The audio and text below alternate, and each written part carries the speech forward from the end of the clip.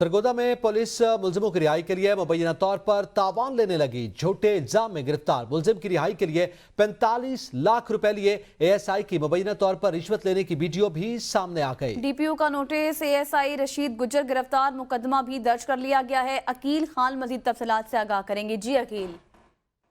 जी बिल्कुल, सरगोदा पंजाब पुलिस के एएसआई का इख्तियारात के गलत इस्तेमाल और शहरी से तावान लेने पर एएसआई नौकरी से बर्खास्त कर दिया गया है। रशीद गुज्जर साबका एएसआई ने एक शहरी को खुद साख्ता इल्जामात में हवालात में बंद किया और 45 लाख रुपए तावान वसूल किए। शहरी की दरखास्त पर इस मामले की इंक्वायरी करवाई गई। इंक्वायरी रिपोर्ट में रशीद गुज्जर के खिलाफ 45 लाख रुपए तावान लेना साबित हुआ, जिस बिना पर इसके खिलाफ थाना सेटलाइटोन सरगोदा में मुकदमा दर्ज कर लिया गया और महकमाना कार्रवाई के नतीजे में इसको नौकरी से बर्खास्त कर दिया गया। इस रंजिश पर सरगोदा पुलिस के अफसरान पर सोशल मीडिया पर वीडियो। अकील खान, इस मुतालिक आप हमें तफसीलन बता रहे थे।